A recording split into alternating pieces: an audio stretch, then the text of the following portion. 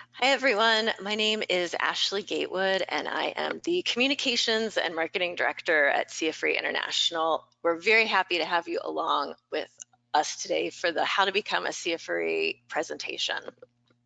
This is the last time we are offering this webinar until October, so you've caught it at a great time.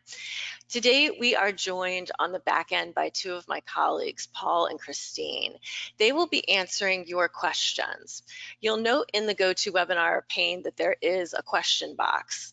As a question comes to mind, feel free to type it in there, and Paul and Christine will get to you and make sure you have the info you need. Please note that the first half of the presentation is about the application and the second is about the exam. I do recommend holding your questions about the exam until we get to that section because we will likely address what's on your mind. We're very thorough with that today.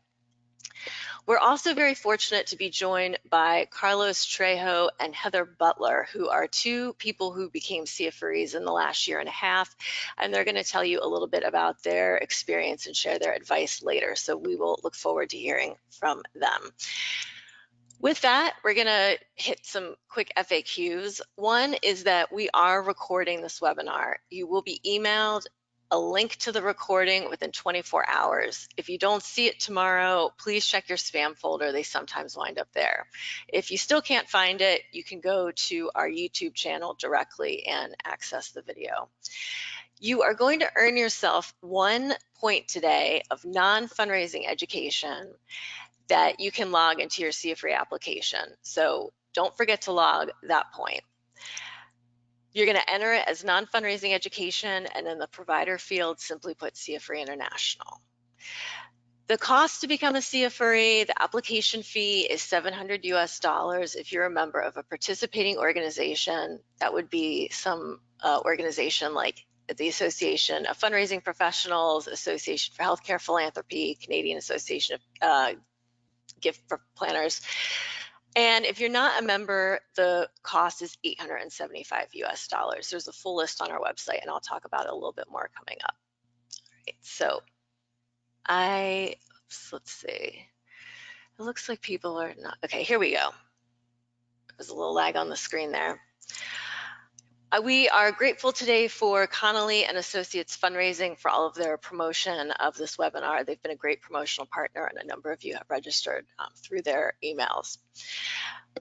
So let's just jump right on in. What is the Certified Fundraising Executive Credential? So we are the only globally recognized accredited credential for fundraising professionals. So whether you live and work in Canada, Australia, France, wherever, it means the exact same thing. And this is important because it also means the same thing to your donors. So if you're in an organization and you have donors that are outside of your country, your CFRE will mean the same thing to them as it means in your home country. We've been on the scene for over 40 years, so we've got a very long, great history in this sector. And we are here for ethical best practice fundraising, right? We all want to think that nothing ever goes wrong in nonprofits, that nobody ever crosses a line ethically, but we know that's just not the case, unfortunately. We also know that whenever a charity gets its name in the news for the wrong reasons, that it affects donor confidence across the board, right? Not just donors to that charity, but it makes people scrutinize further and they begin to lose trust. So it's important for your donors, your colleagues, your board, if you're interviewing, for people to know that you have a fundraising practice that is ethically grounded, right? It's not to say that you're unethical today, but if you haven't ever measured your fundraising practice against the globally accepted ethical standards, you may be operating outside of the line unintentionally without knowing it. And we want to correct that. People say, Ashley, oh gosh, I've looked at this for years. I've been thinking about it. Is it really going to do anything for me? There's a cost. I'm going to have to study. What do I get out of it? Well, that's a very fair question. And we do a survey every other year of the entire CFRE community to ask what benefits they're experiencing, because we want to make sure that it's continuing to deliver for people. The last time we ran this survey, which was November 2021, people told us that it positively impacted the earning potential. 84% of people had seen some kind of lift to their salary. 89% of people told us that it provided enhanced professional opportunities. We hear this very often from people who say, I became a CFRE, I put it on my LinkedIn profile, and I had recruiters calling me. I have recruiters still calling me, every other week, and I earned it a year ago, 2 years ago, whatever. It does get you noticed. And 92% of CFREs told us that it increased their on-the-job confidence. And that's because so many folks have not gone through a formal program of ensuring that they have all of their bases covered with fundraising, right? People might go to a conference here and there, sit on 5 hours of webinars a year, but they haven't done an end-to-end process to ensure that they are fundraising to ethical best standards. So once people have that information, they feel confident to go forward and also to train their team, we often hear. So why would you become a CFRE now? I always say you want to become a CFRE before you need to be a CFRE, right? If you are worried about, okay, I want to look for a job in the next 1 to 2 years, now is the time to work towards earning your CFRE because it's not a 5-minute thing, right? It takes a bit of time. If you want to be noticed more by recruiters, definitely go for your CFRE. We have people who tell us that when they post a job, that everyone who's a CFRE that applies basically goes into the first pile, and that's where they begin their interviews. You want to be ready for a recession. If you need to be thinking outside of the box more, if your donors are not giving as much as they have in the past, you're having churn, you want to be sure that you know how to address that. You want to know how to fundraise through difficult times. I already told you about becoming a CFRE before you need to be. You want to have the strongest negotiation leverage possible when you go into the job negotiating process, right? All of your power is before you sign the employment contract, right? People think, oh, they offered me the salary, I negotiate a little, it totally, it wasn't everything I wanted, but after I get in there for 6 months and they see how great I am, I'll talk to them about a raise, right? It doesn't work that way. All of your power is before you sign anything. If you want to have the strongest negotiation leverage possible, you want to have your CFRE before you go into your next negotiation. And that also applies for promotions. Don't leave money on the table. Being a CFRE has a very tangible financial return. If you're in the US and Canada, which I believe most people are, this is what the CFRE does for you, right? It gets you the visibility, the attention. It tells the world that you've got a fundraising practice that aligns ethically to global standards, and that translates into a bigger paycheck, okay? Last year, AFP's compensation and benefits report, so this is their data, this is not our data, this is completely a third party, they found that if you're a CFRE, you earn 5 to 16% more than colleagues with comparable experience. That's because you can negotiate for better pay with this. Employers recognize the value of it. Hiring managers recognize the value of it. So if you're a CFRE, you are leaving money on the table, right? Because this is if you're not a CFRE, you're leaving money on the table, right? Because 5 to 16% more is the pay that CFREs in Canada and the US enjoy. So with that, I am going to bring on our first guest speaker today, who is Heather Butler. Hi, Heather. Hi, can you hear me? Yep, you sound great. And Heather is coming to us today from Newfoundland in Canada, and she earned her CFRE in 2022. I think it's almost coming up on about 1.5 years. And so I am going to turn it over to Heather, and she is going to tell you about what motivated her to become a CFRE.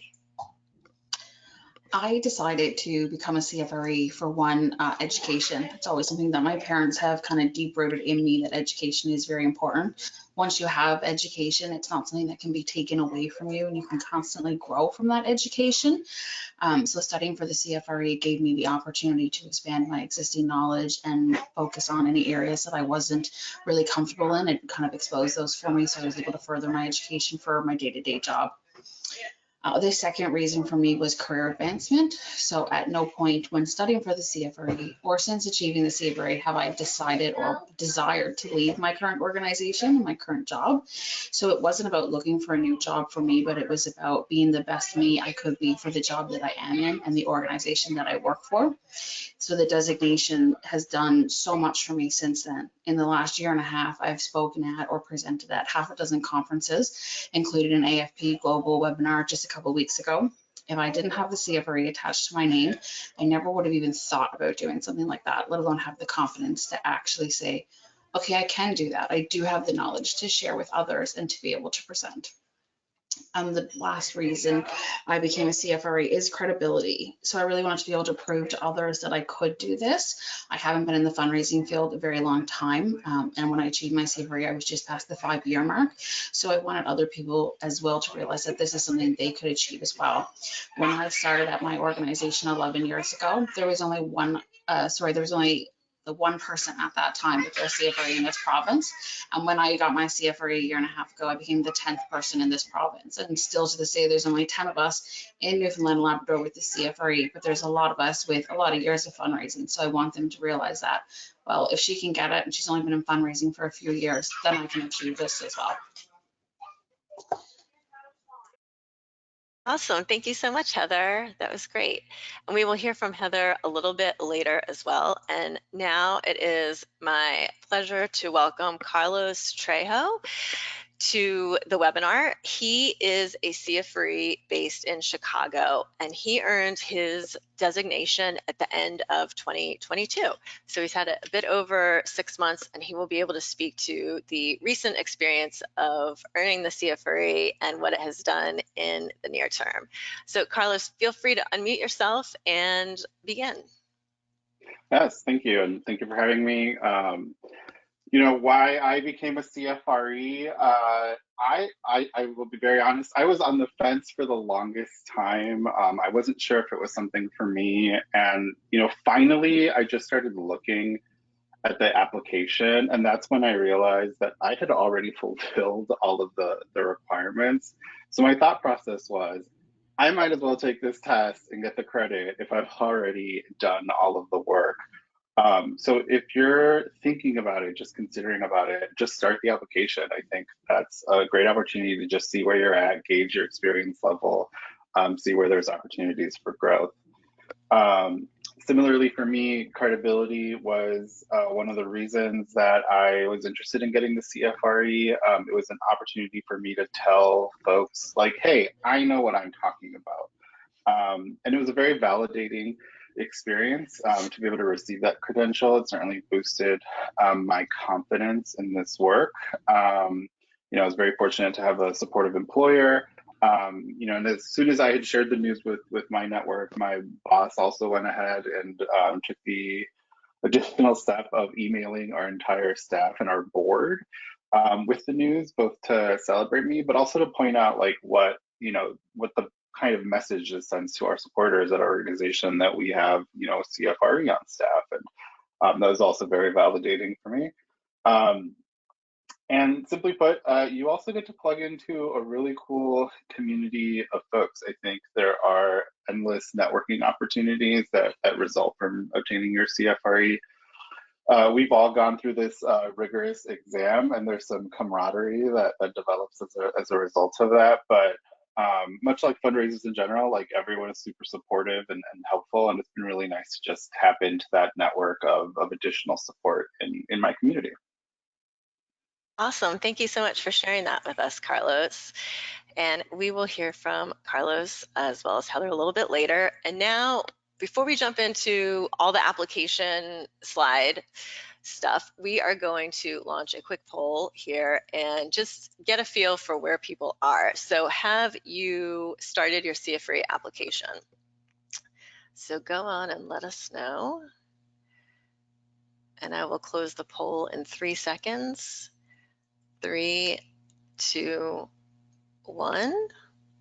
All right, and let's look at this together.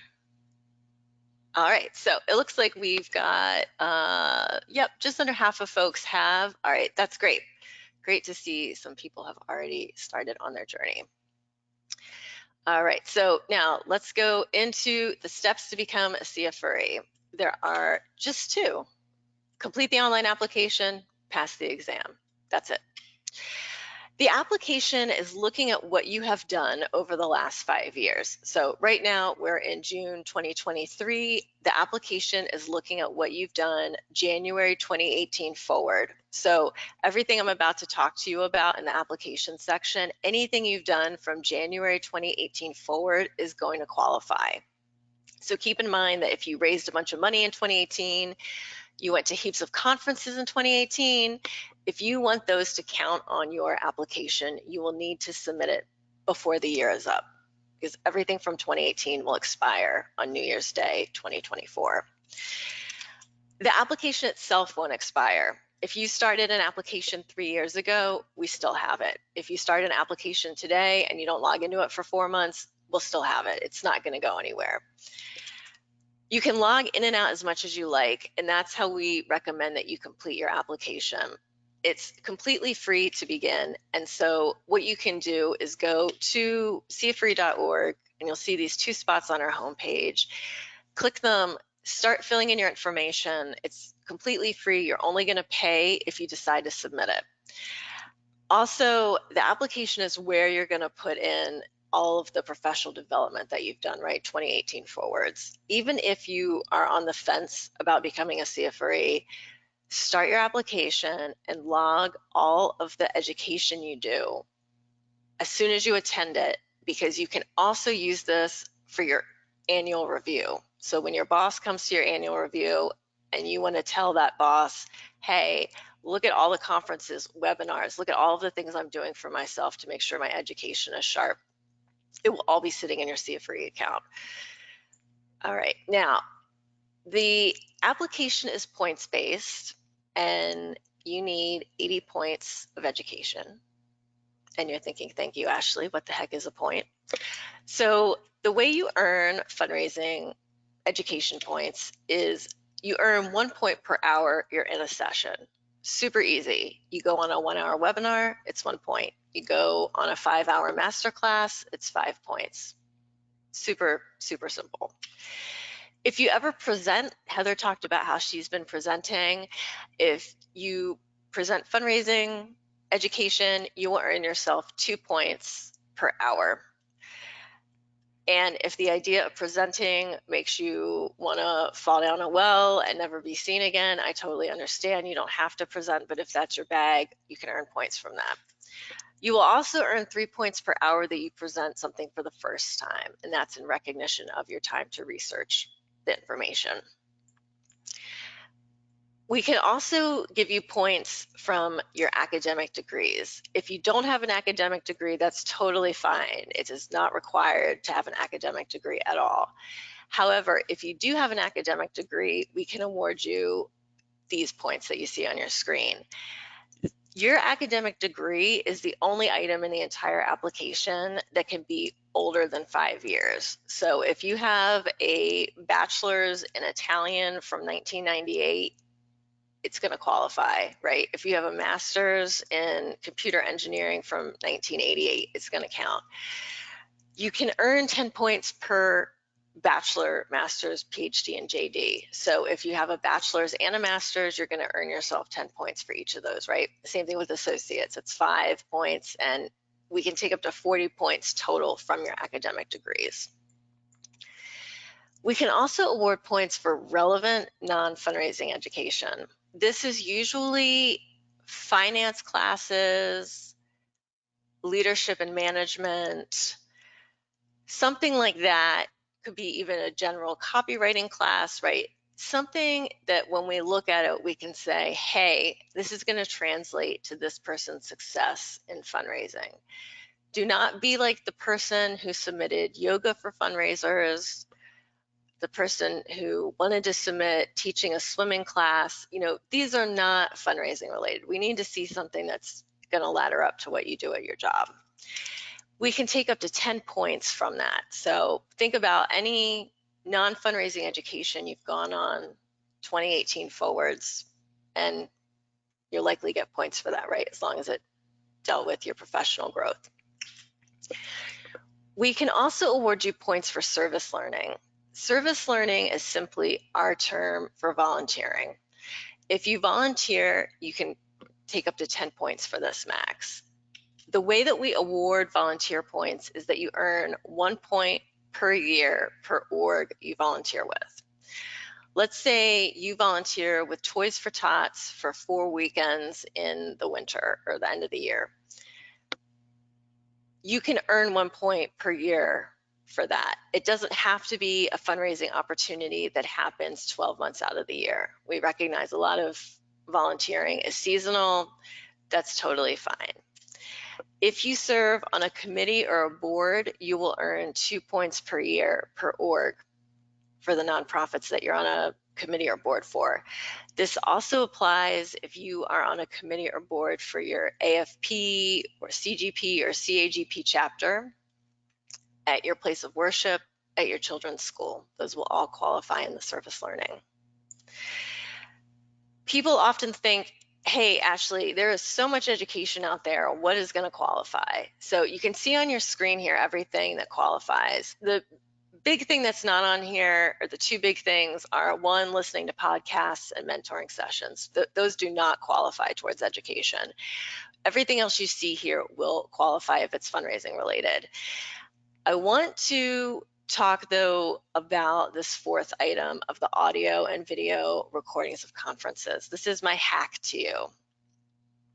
If you say, Ashley, I need to earn a lot of points in education, and I have a very limited professional development budget to work with, this is a tool for you. Register for conferences that give you access to the recordings of the sessions afterwards. You can watch those recordings for points. So effectively on the day, you go to whatever sessions you go to, but say there's 2 other concurrent sessions running that you can't attend, right? Because you can't be in multiple places at once. When the conference is over and they send you a link to the recordings, watch the sessions that you did not attend in person, and you will be able to get those points. And I'm going to show you what this looks like. So I'm not going to go through our whole application, but this is a screenshot of what an in-person conference entry would look like in our application. Very straightforward. Start and end date, you're telling us it's a conference, right? All of this is pretty easy information to have. The one thing that is a little not intuitive is when you enter a conference, you're going to put the name of the conference in that field that says name of course. So we don't need to know every single session you sat in at a conference. You're only going to have one entry for your in-person attendance, okay? You're going to enter the name of the conference, and where it says presenter, you're going to enter the word various. Do not list every presenter, right? That would just get so hectic if you were going to panel sessions and there were co-presenters. This is simply all you need for a conference entrance. You're going to put the hours that you earned, and you need to be very careful about what you enter here. The number one mistake we see on applications is people entering the wrong number. When you go to a conference, let's say it runs 9 a.m. to 4:30, you might look at that and go, hot dog, I just got 7.5 education points because this conference is 7.5 hours long. However, we need to subtract out all of the non-education time, right? So if there's a 15-minute break for coffee in the morning, if there's an hour lunch, if there's drinks with the exhibitors, we can't count that as fundraising education. So usually a conference winds up being 4.5 to 5.5 hours per day, but you'll know that because you'll be looking at the agenda. Some conferences also provide a CFRE points tracker. If you attend a conference that has this, that makes it a cinch. You'll just go and you'll just have a really easy way to tally up what you went to. If you go to a conference that's not pre-approved for CFRE education points, that's totally fine. If it's fundraising related, it's still going to count. It's just that you're going to have to do a little more legwork to figure out the points. Now, let's say we went to AFP Icon this year and now the recordings are available and we're like, yep, we're on it. We're going to get the rest of those points. here is how you're going to enter that. Okay, so you're going to have a separate entry for any recordings that you watch from a conference you attended in person, right? Hopefully that makes sense. You're going to tell us the start and the end date of when you started watching. Okay, so it's not going to be the same dates as the conference. And then where it says name of course, put the name and then simply put virtual or recordings after it, right? Either one, we don't mind. It's whatever you want to do there. So just know if you go to a conference on site and then you watch the recordings later, you're going to have 2 entries. And then put whatever those hours earned for the total that you watch. All right, so that is the education section done. And we're going to stop for a little question break here and check in with Paul. Paul, have we had any questions come in? Yeah, we've got a lot of great questions starting to roll in. Thanks, everyone. Just to reiterate, if we are unable to get to your question today during the webinar, please email us at succeed@cfre.org and we'll get back to you as soon as we can. So here's some great questions, Ashley. How can I get my employer to support my certification? Awesome question. If you go to our homepage, cfre.org, and you scroll down a little bit, there's a box that says employers, and we outline the value for employers. But kind of the shorthand for that is that your employer wants to have people on the team that know how to ethically fundraise according to best practices, right? I mean, why would you not want that? You're dealing with money, you're dealing with high net worth individuals. You know, you don't have a second chance in a lot of this, right? You need to get things right the first time. And that's what the CFRE is there to do. It's there to help you find the gaps in your fundraising knowledge, and then through studying, addressing those gaps. And I'll get into how to do all that in a couple of slides. So that is the assurance for your employer. 54% of CFREs had their employer cover part or all of the cost. My recommendation is if you have a skittish employer, you pay upfront the application fee, and then you have your employer reimburse you that fee once you pass the exam, right? If they're worried about something happening and you not having a successful time, that is a great thing to do. And as always, with anything, get that in writing, right? Because you don't want your boss to leave and a new boss come in and say, oh, I'm not going to honor that. So have that conversation with your employer. It's totally worth having. Awesome. So we're getting a lot of questions related to, let's see. So we have people who are in a program, like an educational program, a degree program, who want to know if they can do both the certification and, let's say, a master's program concurrently, and if so, can they use classes from their master program as part of the for credit on the application?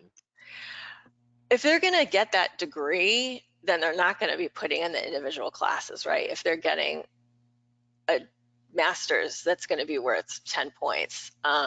Is there another way, Paul, that you would look at that if someone doesn't complete their master's before they finish? Yeah, that's a great question. So yeah. There are sort of 2 methods for listing a degree or courses taken in a degree program. So if you've earned a degree and it's been longer than the past 5-year time period, you'll have to list the degree itself for credit. If you're taking a fundraising program now, as you're filling out the application and you've already completed 3 courses in that program, you could list those courses in the application, but you couldn't list a degree because you haven't earned it yet. So if the classes were taken within the 5-year period of eligibility, I would recommend listing the individual classes. You'll get more points that way. You can't list both the degree and the courses, so it's one or the other, but if the courses are still within the past 5 years, list the courses. If not, list the degree for those 10 points. Great, and we have time for one more question. Yes, this is another question related to that I'm getting from a lot of people, really asking about supporting documentation, what's required, and if it's necessary. Great question. So we audit every 10th application, and it just is an automatic thing in the system. So if you submit your application and you get an email that it's going to be audited, don't take it personally. You didn't do anything wrong. It's just how we maintain our accreditation. They require that. What you will need to show for your proof of education is a registration confirmation email or a receipt If you don't have those items, just request them from whoever organized the event. Most people can shoot you a PDF receipt these days. But what we recommend is that you start your application, as soon as possible, enter things as soon as you attend them, and put that registration confirmation email or the receipt in there straight away. If you're thinking, Ashley, oh my gosh, I've attended all these conferences, I don't know that I still have that stuff. Do a search on your email. If you submit your expense reports with receipts, see if you can get those. But what we highly recommend is that you use your personal email and create a folder that's labeled CFRE proof, and then forward everything into that folder. Because if you, put your 2 weeks notice in tomorrow, the last thing you're going to be thinking about is, oh, I better get on my CFRE proof. So just keep it somewhere where you can always access it, because you don't want it stuck in a work email that is, from 3 years ago that you can't get into. All right. Well, thank you, Paul, for those questions. Thanks. That's great. All right. So let us go. All right. We've got our final poll of the day. It will be super quick. How long have you been professionally fundraising? So has it been 0 to 3 years, 4 to 5, 6 to 10, 11 to 15, or more? All right, so I'm going to close the poll in 3 seconds. 3, 2, 1. All right, and then let's look at this together. So we've got a third of people with 3 years or fewer, and everybody else is 4 and above. All right, awesome. So everyone who's 4 years and above, as long as you did 3 of those years in the last 5 years, you've met our next requirement. So consider that done. And that requirement is professional practice. This is how long you have been in fundraising. You need 36 points, and you earn 1 point per month that you've been in fundraising. So for all of those folks with 0 to 3 years, you're in the right spot, because you are ahead of the curve. You can start your application now, do all your education, log all your stuff, and as soon as you hit that 36 months, submit your app, right? Because we talked about it. You're not a CFRE, you're leaving money on the table. We are seeing more and more people earn their CFRE, around the 10-year mark or lower, whereas historically we had a lot of people that started looking at this when they were 15, 20 years in. But once your salary lifts, it should stay up, right? So it's not just you're going to earn 5 to 16% more this year. That bump is you're going to carry it through your career. So a lot of people, as soon as they get into this profession, they start their CFRE application so that when they hit 3 years, they are ready to roll. So obviously, we're giving you buffer time to have not been working in the last 5 years. For maternity leave, medical leave, we understand not everyone worked 5 out of the last 5 years. You need to be fundraising at least 50% of the time if you are working full-time, okay? If 50% of your job is fundraising and 50% is marketing, or this other side is PR or whatever, that's totally fine. If you work 20 hours a week, you must work in fundraising full-time. If you're a consultant, you're thinking about becoming a consultant, we have many, many, many consultants who are CFREs. The way you calculate your time as a consultant is every month you have a client, right? If I say, hey, my name's Ashley Gatewood and I'm going to become a fundraising consultant, and it's June, but I don't land my first client until September, I have to start counting from September, right? You have to have a client every month in order to be able to count that. If you do pro bono work, that totally qualifies, that's no problem, but there just has to be an official contract in place, right? Because we don't want people saying like, oh, I'm a consultant for my brother's nonprofit. We've got to see that it's legit. The final application piece here is professional performance. This is you raising money. This is what you do all day. Great. You need 55 points. And the way it works is you earn 1 point for every 25,000 US dollars you've raised. People say, Ashley, why is this in US dollars? You're a global credential. I'm in Canada. I'm in Barbados. The reason is because we're accredited, and our accrediting body only allows us to have one currency that we use. If you are not in the US, we have a currency converter inside the application to make this easy for you. So this translates to be a little bit less than 2 million US dollars, and you need to have raised it in the last 5 years. If you are tabulating an event, you're going to report the gross, right? That's what you're going to enter into your application, is the gross amount raised. My other big tip for you is that we know fundraising is a team sport, right? Y'all aren't in a vacuum unless you're a fundraising department of one. But what this means is, let's say that there is an event being run, there's a gala event being run, and I'm just pulling some names out of the attendee list here. And let's say Tyler, Victoria, Will, and Trish work on this event together, okay? And it brings in 600,000 US dollars or equivalent, right? There's no way that Trish can say, well, I brought in this percent, and Tyler will say, I brought in this percent usually, right? Because you're all working together. So if you were in that position where you worked on an event like that, or you worked on a DM piece, right, with a team of people, you're going to count that full figure it brings in for yourself.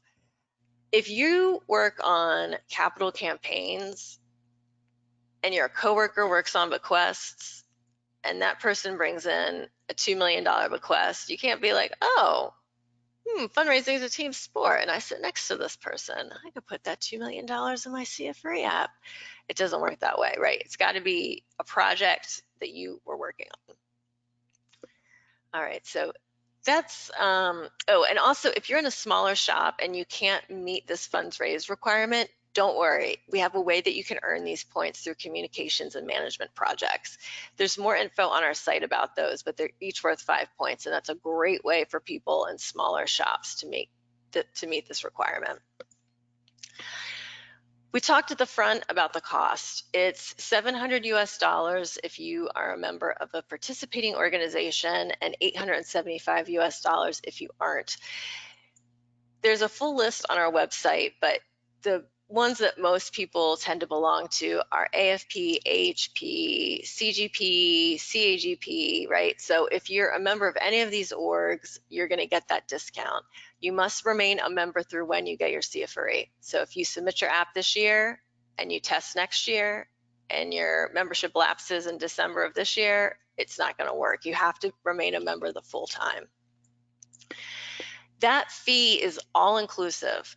It includes us reviewing your application, all testing fees. So when it's time to take the exam, you're not going to be asked for a separate payment. It's already handled. You will get a digital badge when you finish the process, when you become a CFRE. You may have seen people post these on LinkedIn, Twitter. It's a great way to announce to your network your achievement. And this also includes us printing and mailing your certificate. So everything is included. If you submit your application and we find you've made an error, something doesn't look quite right, there's no charge to resubmit. So don't worry and think, oh my gosh, I'm going to spend this money and then Paul's going to see something and send my app back and I'm going to have to pay again to resubmit it. That will not happen. You will not be charged to resubmit. All right, so we've got our second question break here. Paul, anything about professional performance, Yeah, we've professional got practice? quite a few questions about people asking how they would verify funds raised for professional performance. What type of documentation is appropriate? Perfect. So we can take a signed letter from a supervisor. If you have that information in your annual report, that will also suffice. Great. Yeah, we also take board reports, audited financials, database snapshots, but really we have forms on our website. So if you are selected for an audit, we'll link you to those forms and you can download the forms, have your supervisor, you fill it out, put the dollar amount raised as you listed in the application and have the supervisor sign it. So that's really the easiest way. This is another question that we have been getting quite a bit. It's not about practice or performance, but people are asking if they're allowed to include education that hasn't been pre-approved by CFRE. Yes. As long as it's fundraising related, that's totally fine. So don't worry about that. If it's fundraising related and it is not approved, it's going to qualify. Perfect. And then we have another question about professional performance. So this person is asking if they secure grants, for example, do they need to list each one individually, or can they collectively list the funds raised over the course of a fiscal year? You would enter each individual grant payment. You're not going to enter like annually in 2023, this is how much the grants brought in. You would be breaking that out by the grant. Perfect. All right. Well, thank you so much, Paul. Thanks. All right. And so we're going to go through the exam now, and we will have a question break at the end as well. But keep sending Paul and Christine your questions for sure. All right. The exam is offered in 4 test windows a year. Let's say you filled out your application and then you've met all your points requirements, and then you're going to see a screen that's going to ask you to select your test window. And these are the 4 test windows. You must pick a test window before you hit the submit button, but you do not have to pick a date. Okay, so if you're thinking, I don't know how my travel schedule is going to shake out, don't worry about it. Just focus on picking the window that works best for you to take the exam in.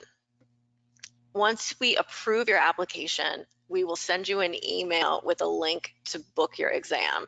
If you need to sit on that for a month, you can do that. A lot of people want to get in there right away and get the best test date that works for them. But if you're waiting for your schedule to shake out, take your time, make sure you get the date that works best for you.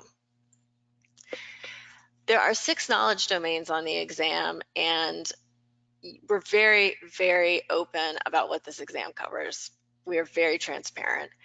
You can see the 6 knowledge domains on your screen, and you're going to notice securing the gift and relationship building make up a hefty part of the exam, right? Almost half the exam. Last year, the area that people struggled with the most was securing the gift. No matter what you do, no matter how you study, do not skimp on securing the gift and relationship building, right? Getting these areas right is a big key to your success on the exam. Make sure that you study. We did a survey. Most people study 40 to 80 hours who pass the exam. It's not going to take your life over. You're not going to have to say to your children, I love you, but I won't see you for 4 months. It's manageable, but don't shortchange yourself. The test content outline on our exam is really your roadmap of what you need to study. This breaks it down within those 6 domains, point by point by point, what you need to be familiar with. Print this off our website, it's a PDF, and then take a highlighter. You're going to highlight every bullet point that is an area you have not directly worked in yourself, or that you don't feel confident you can answer a test question on. This is going to determine your study plan, because you're smart. You don't want to waste time studying things you know backwards and forwards, right? This is going to help you determine what you need to study. Now, once you do this, you may find, hey, all of my highlights are clustered in domain 1, or maybe they're all across the 6 domains.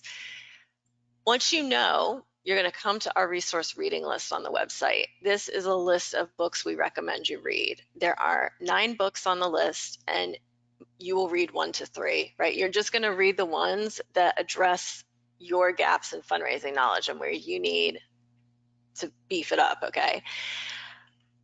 This resource reading list will show you which books align to which knowledge domains. It's kind of cut off in the screenshot, but if you go to the page, you'll be able to see it.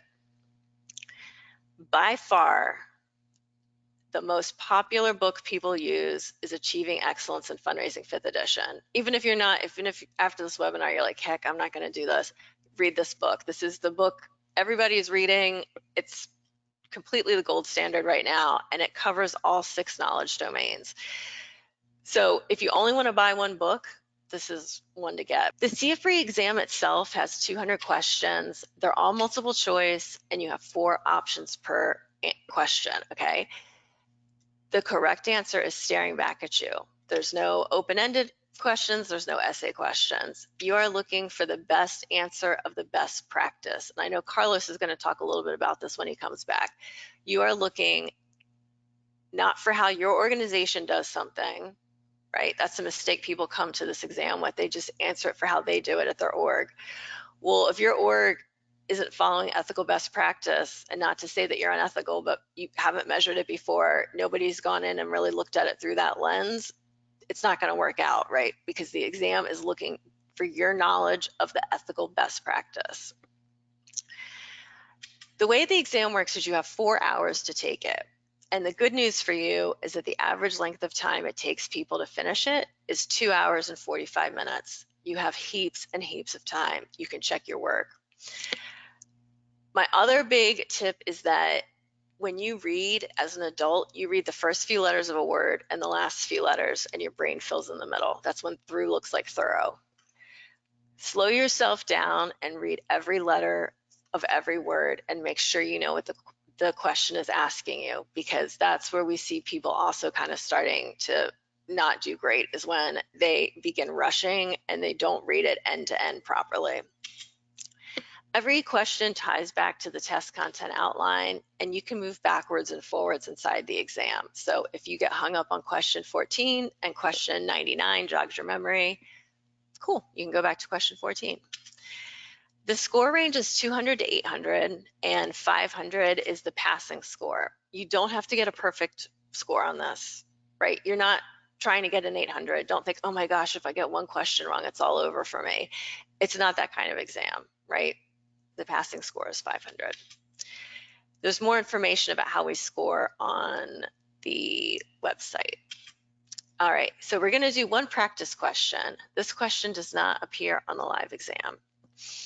When a donor wishes to make a planned gift / bequest to the endowment fund, the fundraising officer should first, 1, offer to contact the donor's financial organization and advisor. 2, explore what the donor wishes to accomplish with the gift. 3, identify and share with the donor the organization's future needs. Or 4, introduce the donor to various planned giving options. So I'm going to give you a second to think on that. All right, has everybody got their answer in their head? And it's number 2, because that's the ethical best practice. The donor is coming to you with their wishes. You're not steering them in one direction or another. We do have a study plan template on our website. This is a free PDF. It's great if you think, Ashley, you've told me all this and I still don't know where to start. You can see here, it's got check boxes 1, 2, 3, what you need to do to study. We do offer 2 paid tools, and it is not necessary that you use these. If you don't want to pay for them, I get it. I just want you to know that they're available.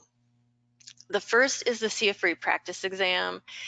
This is really useful if it's been a long time since you took an exam, because it takes your test anxiety off. It lets you get back into the rhythm of answering questions. You can either take a 100 question test or 10 question mini quizzes. There are 320 questions in the bank. Some of them are retired exam questions. We refresh some questions every year. So this is great also if you said, hey, I looked at the test content outline, I started highlighting, but I just am really second guessing myself. The practice exam is going to sort out really quickly for you what you know, where you're an expert, and where you need to improve. We also offer the Exam Compass Study Guide. If you prefer an old school workbook style, this is for you. It's $49.99 US, and it is available on Amazon and barnesandnoble.com. It's got practice questions. It has a whole section on CFRE test taking tips. So that's another option. When you take the exam, you can either take it from your home or office, or in person at a Pearson VUE Test Center. Pearson VUE is our test center partner. Go to the test center. You statistically have a higher chance of passing if you go. If you have a mobility or health concern, the home or office option is great, but we see people pass more when they go to the center because it's a distraction-free center. To find your center, go to the URL here, pearsonview.com/CFRE. Type in your postal code or zip code, and it will show you exactly where your test centers are on a map and a list. Once you finish the exam, you will get a confirmation email on a business day. Hey, we got your score report. You'll usually get your score pretty quick, but it can take up to 48 hours. It's pretty rare. Within a week, you're going to get that digital badge. And then we looked at those 4 test windows. We mail all the certificates in a batch at the end of each window. So if you take the exam in the beginning of the window, just know that it's going to take a couple of weeks for your certificate to get mailed. If you are unsuccessful on the exam, there's a 30-day wait period and a $375 US retake fee. And people go, Ashley, that's a really steep retake fee. You want to pass the exam and become a CFRE the first time. We want you to pass the exam and become a CFRE the first time. That should really be a great motivator to study, study, study. Every year we have people who don't study, who decide to rock up to the test center and think, I'm a genius, and it usually doesn't go well for them. You need to study those 40 to 80 hours, and if you do that, you're going to be in really good shape, and you're not going to even have to worry about this slide. All right. Recertification. This is another reason why CFREs command so much higher of a salary, because this isn't something that you earn and you go, well, that was cool. You have to recertify every 3 years. This shows your colleagues, your boss, your board, that you're keeping your knowledge current, right? We have 2 current CFREs who earned their CFRE in 1981. And if they never raised another dime, if they never did another lick of professional development, we would all be really scared, right? So you have to recertify every 3 years. You can see the points requirements here. I'm going to point out the professional practice, right? So this is you this is you working. You need to work 30 months out of 36 months, right? You need to work 30 months in that 3-year period. However, if you are out on maternity or medical leave, contact us. We will be able to assist you. You will not lose your CFRE because you're out on maternity leave or medical leave. I'm just going to skip this slide because we're a little bit pressed for time. So I am happy to bring back Heather Butler, who is going to talk to you and give you her advice straight from somebody who has successfully become a CFRE, passed the exam, studied, and all that good stuff. So Heather, you can go ahead and unmute yourself. Thank you, Ashley. So my advice for going after your CFRE would be, first and foremost, to give it the time it needs. So that's, looking over your calendar a year in advance and deciding what testing window is the best suited for you. When is it you have the time before the exam date to be able to study? I studied pretty much daily for months leading up to the exam. I'm not saying you have to do that, but that's what worked for me. So I had to make sure I had to take the time. And like Ashley said, you have lots of time during the exam. I was done in around 2 hours, and I had an excessive amount of questions checked off, and I went back and double checked them and reread them. Anything I second guessed, I checked off, and I had lots of time to go back over all of those. I also took the day off work and the day before off work, and the day before I didn't study at all. I just kind of had like a me day, and I took some time to kind of clear my mind, and then the morning before the exam, I refreshed everything. So you really have to give it the time it needs. It's not a quick and simple exam. My second advice would be, it's never too early in your career. Like I said earlier, that was a big thing for me, was I hadn't been in fundraising for a very long time. And most of the people that I knew in fundraising had been in it for a very long time, and most of them don't have their CFRE. I think it's really great to get it early in your career because, once you've been fundraising for 15 years, it sounds really great to say, I've been fundraising for 15 years, but I think it would sound a lot better to be able to say, I've had my CFRE for 10 years. So I think achieving it early on is really great. And that also ensures that your fundraising career is, following the ethics, it's, following the best practices, it's being donor-centric, all of these things. The other thing is to talk about it. I really didn't want to tell anybody that I was writing the exam and when I was writing it, because of course it meant if I didn't pass, I was going to have to tell everybody. I wasn't looking forward to that, but it was really great. When I did start telling people, you'd be surprised at how many people have a copy of a book that they used when they were studying, or they know a really great study group, or they were able to connect with somebody and created a mentorship. And then suddenly they're a resource for you to help you study. And they're going to also be your biggest advocate and your biggest supporter. They're going to cheer you on the whole way. They're going to celebrate with you when you pass the exam, because you will pass the exam. You just have to have that positive attitude and it will get done. That's my advice. All right, thank you, Heather, so much for that. Wonderful. All right, now we will hear from Carlos, who is going to share his advice. Yes, and some of it is very similar to Heather's. I think my first piece is to find a study partner and or a group. I don't think I could have done this by myself. I had a study buddy at 2 different points throughout my preparation, and that presented a great opportunity for us to fill in knowledge gaps together, test each other, find encouragement. Additionally, I participated in Jack Alato's study group. He's listed as a resource on the CFRE website. He was highly recommended, and he lives up to his praise, and I encourage folks to connect with him as they're preparing for the exam. You do not have to go through the CFRE journey alone. Find and talk to folks who are going through the same process. My second piece of advice is to be conscious of the time commitment. It's not a simple exam. It does take time to study and prepare. Yes, it's manageable, but be conscious of your own capacity and availability to add that work onto your agenda. If I could do things all over again, I probably would not have my exam overlap with my busiest fundraising season. I did survive, but it was challenging. And if you can plan to study and take the exam during a time of the year when you have more capacity, then do yourself the favor. And lastly, this is not a test about what you would do. This is a test about best practices that are rooted in a donor-centric approach to fundraising. You are being evaluated on processes that are by the book. We might take different approaches in our day-to-day work. We might believe in different approaches, but you have to leave your personal experience at the door and think about what is the best, most ethical answer for this exam. There's a lot of process-based questions where all of the answers might be part of that process, but you have to choose the first step or the most important step. So read your questions twice. And again, take a by the book approach to your answering, and you should be fine. And that's my advice. Perfect. Thank you so much, Carlos. All right, so we're gonna probably go over time a little bit here. I'm sorry, I forgot, but I'll try and wrap it up quick. So next steps are to start the application. For the folks who hadn't started it yet, I highly recommend that you go ahead, because you can just start tracking your education performance and practice in there. And you're gonna wanna also log your point from today.